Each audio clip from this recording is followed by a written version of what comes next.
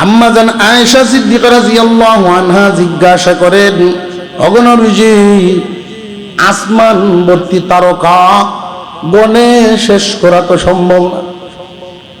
অগণিত তারকারাজি সমান আপনার উম্মতের কারোর আমলনামায় এত নেকি আছেন,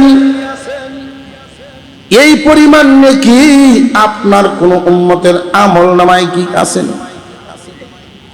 আল্লাহর পয়গম্বর বলেন আছেন। কার গো নবীজি? আম্মা জান আয়েশা সিদ্দিকা রাদিয়াল্লাহু আনহার মনে মনে আকাঙ্ক্ষা, আমার আব্বার নামটা কই? আবু বকর সিদ্দিক রাদিয়াল্লাহু তাআলা আনহু। ইসলামের এমন কোন বিভাগ নাই যেই বিভাগে অবদান নাই। আবু বকর সিদ্দিক রাদিয়াল্লাহু তাআলা আনহু নামটা বলবেন, আম্মা জান আয়েশার আকাঙ্ক্ষা তো হতেই পারে। হুজুর আকরাম সাল্লাল্লাহু আলাইহি ওয়াসাল্লাম বলেন, আয়েশা অগণিত নেকি গণে শেষ করার মতো নয়, এই পরিমাণ নেকি আমার ওমরের আমলনামায় আল্লাহ দিয়েছেন। হযরত ওমরের আমলনামায় দুজন প্রতিযোগিতা দিতেন। কোরআন টিকায় রাখতে হবে জমিনে, কোরআনের পক্ষে যখন যা লাগবে, যখন যা করতে হবে, প্রতিযোগিতায় যাইতেন। আবু বকর জিতে যাইতেন। হুজুর সাল্লাল্লাহু আলাইহি ওয়াসাল্লাম অনুমান করে নিছেন আম্মা জান আয়েশার আকাঙ্ক্ষা ছিল তার আব্বার নাম শোনা। হুজুর সাল্লাল্লাহু আলাইহি ওয়াসাল্লাম হযরত ওমর ফারুক রাদিয়াল্লাহু তাআলা আনহুর নাম বলেছেন। পাশাপাশি আবার বলে দিলেন, আয়েশা তুমি আশ্চর্য হইছো বুঝি? আরো আশ্চর্য শুনবা নিয়ে আমার আরেকজন মায়ার উম্মত আছে, যার আমলনামার, যার নেকির হালো উমরের নেকি সহ কিয়ামত পর্যন্ত আনে বলা যত উম্মত আমার দুনিয়াতে আসবে, সমস্ত উম্মতের নেকি যদি এক পাল্লায় রাখা হয়, আমার ওই উম্মতের আমলনামার নেকির পাল্লা ভারী হবে। আম্মা জান আয়েশা বসা ছিলেন, দাঁড়ায় গেছে। কে গো নবীজি? আল্লাহর পয়গম্বর বলেন, তোমার আব্বা আবু বকর। আবু বকরের নেকির উপমা দেওয়ার মতো দুনিয়ায় কিছুই নেই। আসমানের তারকার কথা তুমি বলছো, তারকা তো আছে, উমরের আমলনামার উপমা দিতে পারছি, কিন্তু আবু বকরের নেকির কোনো উপমা দুনিয়ায় দেওয়ার নাই। মুসা আলাইহিস সালাম দোয়া করেন, আল্লাহ আমারে তুমি যত নিয়ামত দান করেছো, এর মধ্যে এমন একটা নিয়ামত তো পাইলাম, আমার মনে হয় এই নিয়ামত আর কেউ পাবে না। আমি তোমার সাথে কথা বলি জমিন থেকে, জিবরাইল আমিন লাগে না, সরাসরি তোমার সাথে কথা বলি। এই জন্যই ওনার টাইটেল ছিল মুসা কালিমুল্লাহ। আল্লাহ পাক রব্বুল আলামিন জানায়া দিলেন, পয়গম্বর এমন একটা জাতি দুনিয়ার জমিনে আসবে, তাদের পয়গম্বরের উপরে যেই কিতাব নাজিল করা হবে, কিতাবের নাম কুরআনুল কারীম। সেই কুরআন আমি আল্লাহর কালাম। এই কালাম যারাই তিলাওয়াত করবে, আমি আল্লাহর সাথেই কথা বলা হবে। এদের দাম এত বেড়ে যাবে, ওরা জান্নাতে ঢোকার আগ পর্যন্ত কোন নবীর উম্মত ঢুকতে পারবে না। কুরআনুল কারীমের মতো এক গ্রন্থ আল্লাহ আমাদেরকে দান করছে। একদল মানুষ থাকবে কোরআনের পক্ষে, আরেক দল মানুষ থাকবে কোরআনের বিপক্ষে। শুরু থেকেই নিয়ে এই পর্যন্ত লক্ষ্য করে দেখেন, আমার আপনার পয়গম্বর সাল্লাল্লাহু আলাইহি ওয়াসাল্লাম মক্কা নগরীতে 40টা বছর কাটাইলেন, কোনো শত্রু নাই, আসেননি। এমনকি আবু জেহেল মুহাম্মাদের পাগল, আবু জেহেল নিজেও মুহাম্মাদের পাগল। মিটিং করে দেখলাম তো সারা এলাকা সারা দেশ আমার বাতিজার মতো মানুষ নেই। আবু জেহেলের কথা। হুজুর সাল্লাল্লাহু আলাইহি ওয়াসাল্লাম মক্কা নগরীতে একটা সংগঠন করেছিলেন, এই ইতিহাস অনেকেই জানেন। আমার আপনার পয়গম্বরের যেই সংগঠন ছিল, ওই সংগঠনের নাম ছিল হিলফুল ফুজুল। সভাপতি মুহাম্মদ ইবনে আব্দুল্লাহ। ওই সময় কি নবী না মুহাম্মদ? একজন যুবক সংগঠন করার লাভ বুঝাইছেন। লাভ হলো প্রত্যেকটা এলাকায় ভালো মানুষও থাকে, মন্দ মানুষও। আপনার জিমে যেতেছেন কি আবার? ভালো মন্দ মিলাই, এই তো। বরং ভালো মানুষের লড়াছড়া কম, মন্দর লড়াছড়া বেশি। এই মন্দ মানুষগুলো যখন লাঠির ছড়াছড়ি দেখায়, শক্তি প্রয়োগ করতে চায়, দুর্বলের উপরে জুলুম করতে যায়, অনেক যুবক এমন আছে তার ভিতরে ইমানের ধাক্কার কারণে রক্তে আগুন জ্বলে ওঠে। সমাজে যখন অন্যায় দেখে, অনেক যুবকের মধ্যে এই ইমানি চেতনা জাগতে থাকে, কিন্তু প্রতিবাদ করার শক্তি রাখে না। একা একাই নীরবে নীরবে আফসোস করতে থাকে যে আমার যদি ক্ষমতা থাকতো তাহলে এই অন্যায়ের প্রতিবাদটা করতাম। মুহাম্মদুর রাসূলুল্লাহ সাল্লাল্লাহু আলাইহি ওয়াসাল্লাম নবী হওয়ার আগেই, যখন তিনি মুহাম্মদ ইবনে আব্দুল্লাহ ছিলেন, ওই বয়সটার দিকে তাকায় দেখেন তিনি নবী নন, তখন তিনি যুবক। হে মুহাম্মাদি উম্মত, উম্মতে মুহাম্মাদির যুবকেরা, তোমরা কান পেতে শোনো। সমাজের যুব সমাজের মেরুদণ্ড যখন সোজা হয়, সমাজ সোজা হয়ে যায়। যুব সমাজের কাছে জাতির অনেক আশা আকাঙ্ক্ষা।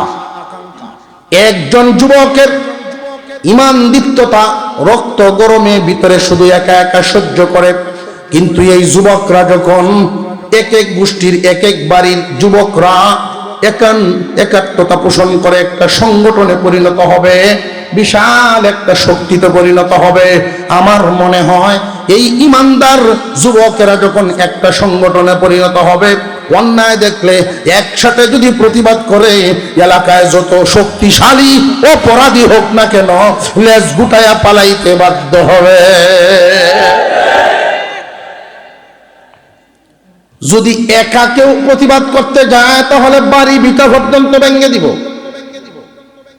তার অপশক্তির সাথে তুমি হয়তো পারবা না, কিন্তু তোমরা কয়েকজন মিলে যদি একসাথে থাকো, একত্রিত থাকো, তাহলে তোমাদের সাথে সে আর বাড়াবাড়ি করবে না। মুহাম্মদ ইবনে আব্দুল্লাহ হিলফুল ফুজুল সংগঠনের মাধ্যমে উনি যেই মিশনটা চালু করেছিলেন মক্কায়, যে আমার গোষ্ঠীর মানুষ হোক, কুরাইশ বংশের হোক, কারোর আত্মীয় হোক, কাছের মানুষ হোক, দূরের মানুষ হোক না কেন, আমরা চাই আগে সমাজে শান্তি প্রতিষ্ঠা করা। কোনো মানুষ যদি অশান্তিতে পড়ে, তারে টেনে তোলা আমাদের দায়িত্ব। কোনো মানুষ জুলুমের শিকার হয়েছেন, তাকে জুলুম থেকে বাঁচিয়ে আনা আমাদের দায়িত্ব। এই বাঁচাইতে গিয়ে যদি দেখা যায় সামনে পড়ে আমাদের বাধা হয়ে দাঁড়ায় নিজেদের কোনো মানুষ, মায়া মুহাব্বত মোহ মায়ায় যেন আমাদেরকে এই শান্তি প্রতিষ্ঠার পথে বাধা হইতে না পারে। এই রকম মজবুত একটা সংকল্প নিয়া মুহাম্মদ ইবনে আব্দুল্লাহ সংগঠন করেছিলেন। সেই হিলফুল ফুজুল সংগঠনে যদি বিচার নিয়ে আসতো কেউ, ওগো মুহাম্মদ আমার টাকা তো আত্মসাৎ করছে অমুক সর্দার, কেউ যদি বিচার নিয়ে আসতো ওগো মুহাম্মদ আমাদেরকে কাজ করাইছে 15 দিন, মজুরি দিছে 5 দিন, আরো 10 দিন তার কাছে রইছে, আল বাহানা করে দেয় না। মুহাম্মাদুর রাসূলুল্লাহ তখনকার সময়ে নবী না, নবী হওয়ার আগেই যুবকদের নেতৃত্ব দিয়েছেন, যুবকদেরকে নিয়ে অন্যায়ের প্রতিবাদ করেছেন। প্রথমে নোটিশ দিয়েছেন, হিলফুল ফুজুলের পক্ষ থেকে বলা হয়েছে মজলুমের উপর থেকে জুলুমের হাতিয়ারটা সরায় নাও, নইলে আমরা তোমার বিরুদ্ধে দাঁড়াবো। আবু জেহেল পর্যন্ত হিলফুল ফুজুল সংগঠনকে থরথর করে ভয় পাইত। সংগঠন করার এই লক্ষ্য। সারা মক্কার মানুষ মুহাম্মাদের পাগল। 40 বছর বয়সের আগ পর্যন্ত মুহাম্মাদের কোন শত্রু কর। যেই দিন থেকে কোরআন নাজিল হওয়া শুরু হয়েছে, আল্লাহর বিধান নাজিল হওয়া শুরু হয়েছে, এই দিন থেকেই মুহাম্মাদের শত্রু আর অভাব নেই। মূলত কি মুহাম্মদ ইবনে আব্দুল্লাহর শত্রু না মুহাম্মদুর রাসূলুল্লাহর শত্রু? মুহাম্মদ ইবনে আব্দুল্লাহর কোনো শত্রু ছিল না। যেই দিন থেকে মুহাম্মদ ইবনে রাসূল মুহাম্মদুর রাসূলুল্লাহ কোরআন কাঁধে নিয়েছেন, কালিমা কাঁধে নিয়েছেন, আল্লাহর ওয়ার্ডার পালন করা শুরু করছেন, ওই দিন থেকে ওনার শত্রুর অভাব নাই। মূলত উনার শত্রু না, আল্লাহর বিধিবিধান, আল্লাহর কোরআনের শত্রু।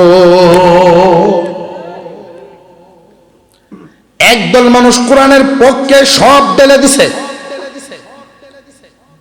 আল্লাহর কোরআন জমিনে প্রতিষ্ঠা হবে, আল্লাহর কোরআনের খেদমত জমিনে থাকবে, এই লক্ষ্যে একদল মানুষ দিতে দিতে দিতে দিতে এমন দেওয়া দিয়েছেন, জীবনের এক পর্যায়ে মক্কা ছেড়ে মদিনায় গিয়া মদিনার গলিতে ছালার চাটাই দিয়া, সালার শট দিয়া, খেজুরের কাঁটা দিয়া তিনি সিলাইছেন, সালার শটের পাঞ্জাবি পরছেন। কাপড়ের সুতা নাই, সুতার কাপড় নেই, সালার শটের পাঞ্জাবি পরে যখন গলিতে বের হয়েছেন, আরেক দলে ডাক দিয়া কয়, আবু বকর তোমার বাবা কত বড় শিল্পপতি ছিলেন, তুমিও ছিলে কত বড় ব্যবসায়ী। মুহাম্মাদের দ্বীন গ্রহণ করিয়া আল্লাহ এবং রাসূলের সন্তুষ্টি তালাশ করার জন্য, আল্লাহ এবং রাসূলের সন্তুষ্টি তালাশ করার জন্য জীবনের সব হারাইলা। আবু বকর দাঁড়ায় গেছেন। শুনো রে দুনিয়ার মানুষ, কান পেতে শুনে রাখো, আমার সমস্ত কিছু সহায় সম্পত্তি দেওয়ার পরেও আল্লাহ এবং রাসূলের সন্তুষ্টি যদি আমি পাওয়া যাই, তবে দুনিয়াবাসীর সামনে আমি চিল্লায় বলবো, বড় কম দামা জিনিস দিয়া বেশি দামা জিনিস পাইছি।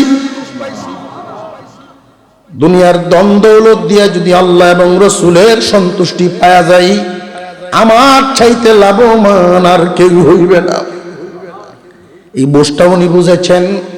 এই জন্য মুহাম্মাদের মিশন, অর্থাৎ মুহাম্মাদুর রাসূলুল্লাহর মিশন, আল্লাহর কোরআনের প্রচারের কাজে আবু বকর থেমে থাকেন নাই। দিতে দিতে শেষ পর্যন্ত কোন পর্যায়ে গিয়া দাঁড়াইলেন? উনি কি বিফল না পুরাপুরি সফল? আওয়াজটা হইছে না? পুরাপুরি সফল। পুরোপুরি কেমন সফল? কেমন সফল খেয়াল করে। আম্মা জান আয়েশা সিদ্দিকা রাদিয়াল্লাহু আনহা স্বামী স্ত্রী পয়গম্বরের সাথে বসা, চাঁদনি রাত, আকাশ ভরা তারকা, স্বামী স্ত্রী একসাথে বসে। বৈষণ্যি কোনদিন শুধু হলাম না, মাথা লড়ায় তোর বিয়াই করছে না, ময় মুরব্বীরা জিম ধরছে, হুজুর কইলটা কিতা, এইটারে কিডারে লইয়া বইতাম। আহা, বিবির নিয়ে যদি স্বামী বসেন, আল্লাহ মুস্কি মুস্কি হাসেন। আল্লাহু আকবার কোন, আল্লাহু আকবার বলেন। স্বামী স্ত্রী দুইজনে যদি একটু আলোচনা করেন, শুধু আলাপ করতেছে, কি তার আনতাছ, লাউ লবণ কতখানি দিবা, এমনি হুদাই গপ করে, এই গপটিও যদি করে নফল নামাজের সওয়াব। একান্নতা হলিস। ইসলামের বিধান হলো স্বামী স্ত্রীর সংসার টিকিয়ে রাখার পক্ষে। ইসলামী শরীয়তে দুইটা বস্তু হালাল, দুইটা বিধান আছে হালাল, তবে আল্লাহর কাছে পছন্দ না। এর মধ্যে একটা হইল ভিক্ষা করা, আরেকটা হলো তালাক দেওয়া, যেটা সহালেও চলে, দুপুরেও চলে, সমানে চলতেছে, চলে না। কাজে লাগে যখন বড় কুলাই তারে না, বাইরে গিয়ে মুখটা যাহেন সামনে গিয়ে দাঁড়ো থেকে কয় না দিলাম, কিন্তু দিলাম বেড়াও দেলা বটপড়ায়। এই তালাক এবং ভিক্ষা এটি নিকৃষ্ট, আল্লাহ অপছন্দ। আল্লাহ চান দুইজনের মধ্যে মিল। এজন্যই তো যদি কেউ কারোর মন মতো নাই হয়, অনকিতা করুন, আমরা একটু জিকির করি, লা ইলাহা ইল্লাল্লাহ, লা ইলাহা রাসূলুল্লাহ, আলহামদুলিল্লাহ বলেন। আরো জোরে কোন আলহামদুলিল্লাহ। আওয়াজটা একটু বাসলে তো গুমরা একটু দৌড় যায়। আমি মনে করছিলাম যে কারেন্টটা গেছে, এই সুযোগ এখন পায়া দেয় নাকি, সুযোগ পাই আছি। মোনাজাত করে যাইতে রেখেছেন ইনশাল্লাহ। স্বামী স্ত্রীর ভিতরে যদি মিল মহব্বত তৈরি হয়, একজন আরেকজনকে সালাম দিলেই আল্লাহর রহমত দিছিল, একজন আরেকজনকে সালাম দিলেই মহব্বত বাড়তে থাকে। এক হাদিসের মধ্যে আসছে, যেই ঘরে সালাম ঢুকে খবিস জিন জিন্নাত শয়তান সেখানে থাকতে পারে না। কাজে লাগে বলবেন না। বিশেষ করে স্বামী স্ত্রীর ভিতরে সালাম কালামটা বেশি হওয়া চাই। এমন কোন বাহাদুরকে আছেন যে আজকে দিবেন সালাম একটা, বাহাদুরি লাগবো, এমনি হইতো না, আসেননি কেউ? এটা হইলে হইলে সরম করবো, সরম ভাগ্য তো দাম লাগবো। মোতাবেক হুজুর চিনেন, নৌপাড়া বাজার আছে একটা আমাদের বাড়ির পাশে, এই বাজার মসজিদে জুমা পড়ায় দেখা যাওয়ার আগে এই সালামের ওয়াজ, বউরে সালাম দেওয়ান, তো এক বুড়া বেড়া, আমরা বেড়া নিচে এই দেওয়ালটা বাড়িতে নিয়া দেখে বুড়ি কাপড় লাগতেছে, বুঝুন বুঝে আয়,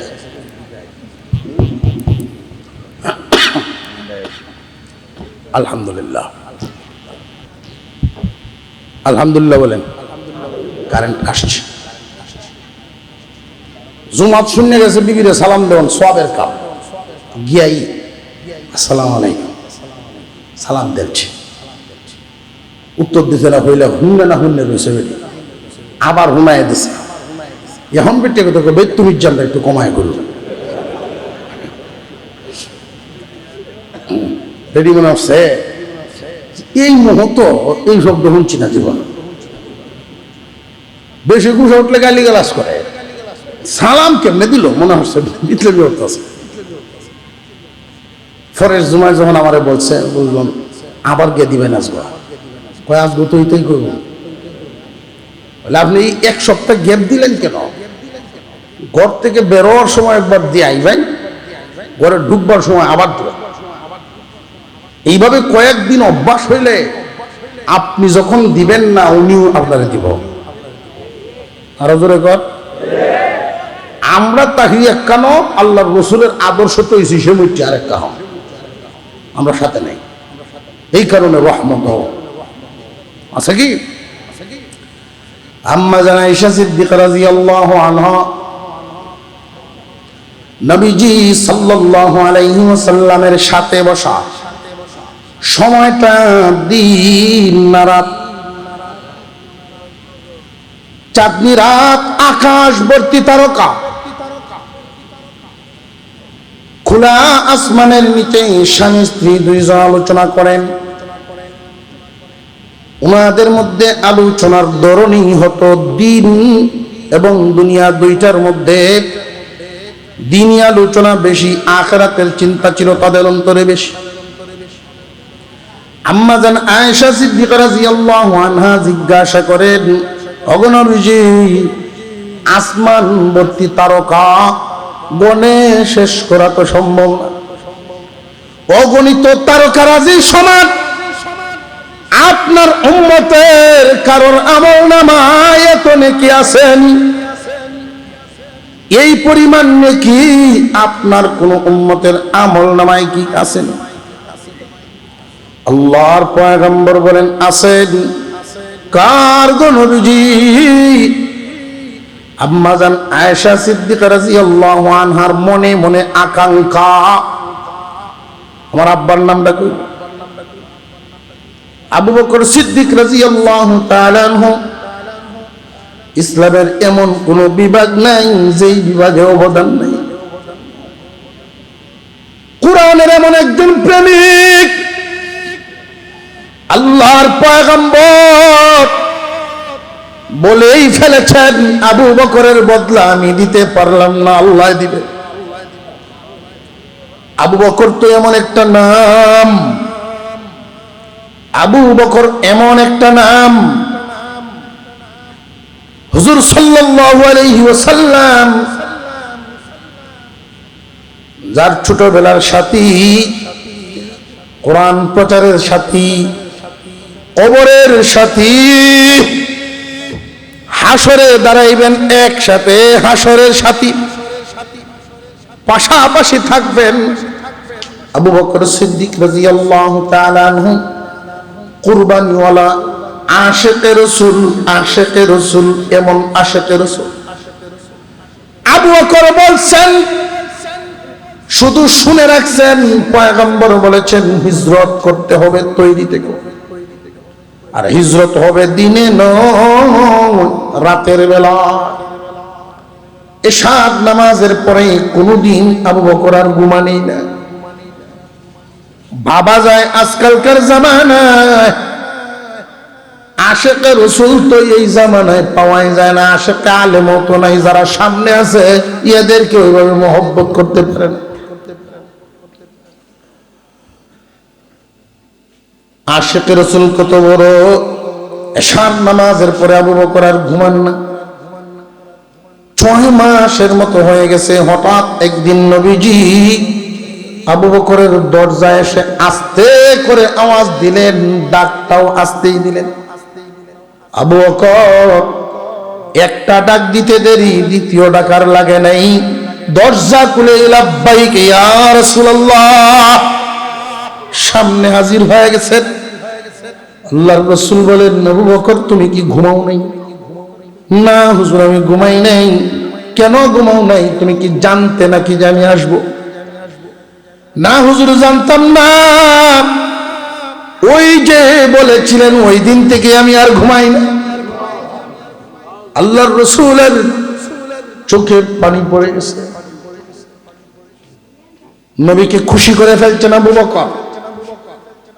আবু বকর সিদ্দিক রাদিয়াল্লাহু তাআলা আনহু নামটা বলবেন, আম্মা জান আয়েশার আকাঙ্ক্ষা তো হতেই পারে।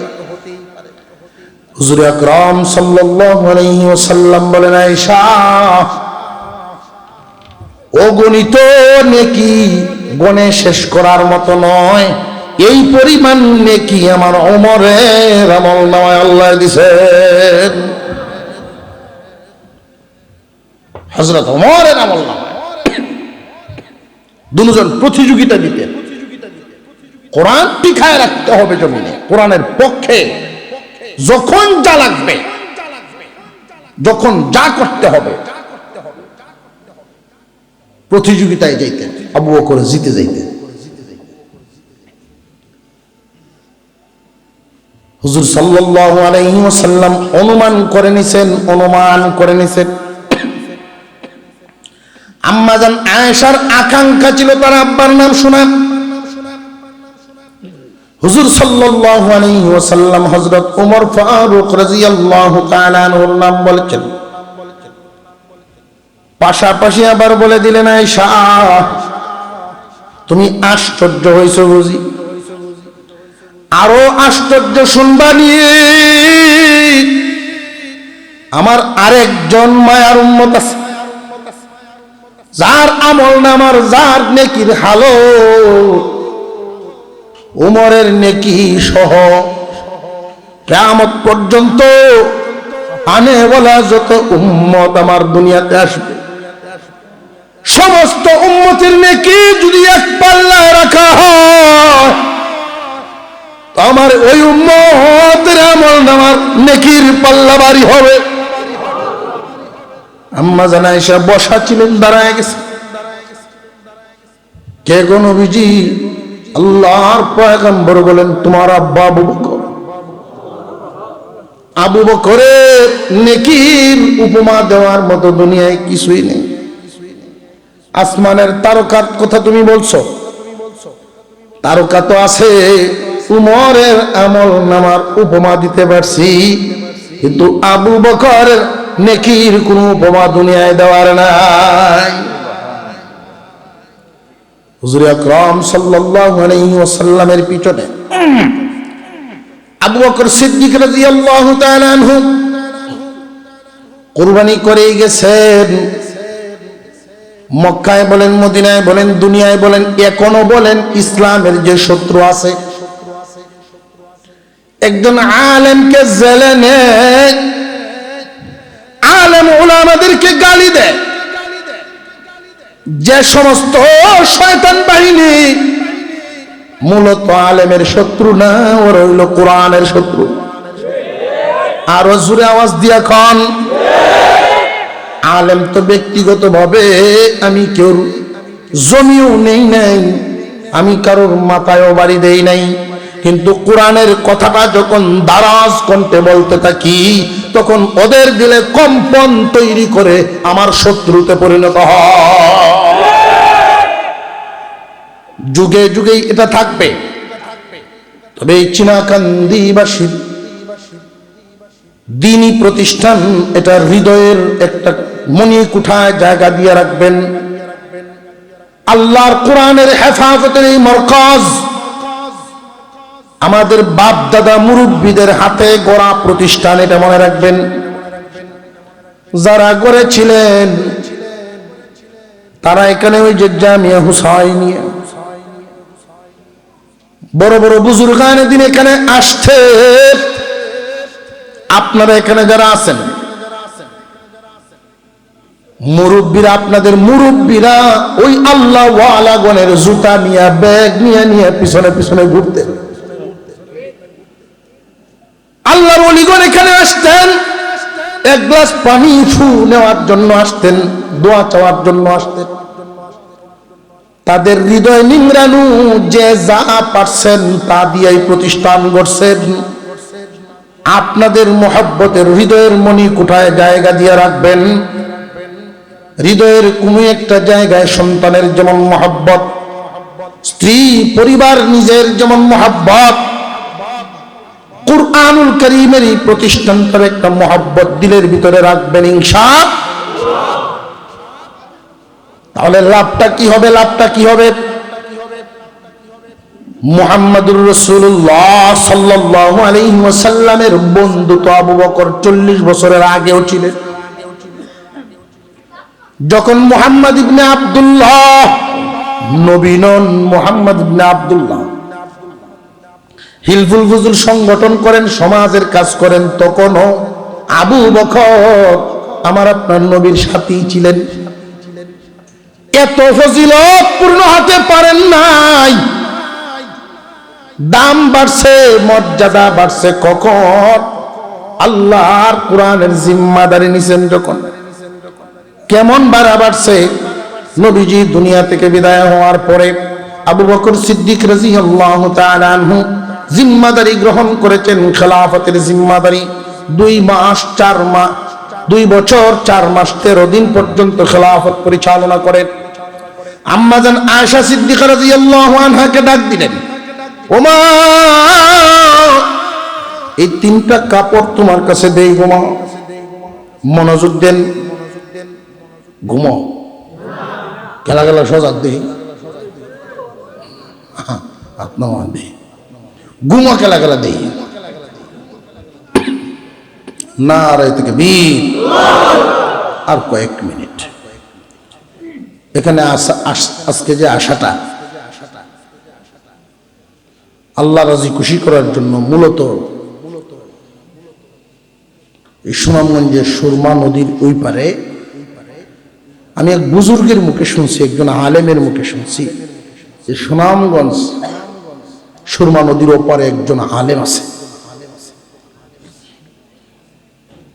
এই ব্যক্তিটার নাম শুনিয়া আল্লাহ পাক আমাদের সামনে আরো দীর্ঘ হায়াত দান করেন, বলুন আমিন। ওনার দাদির বাড়ি আমার বাড়ির পাশে।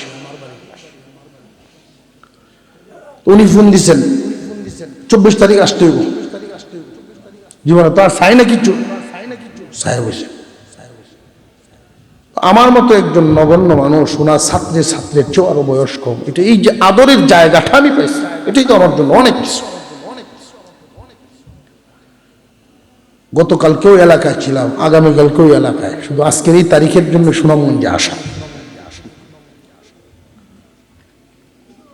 বড়দের দোয়া কুরায় কুরায় ঘুরন, এগুলোই আমাদের সম্বল। ওনারা আমাদের নিয়ামত, আল্লাহ সুস্থতা দান করেন, বলুন আমিন।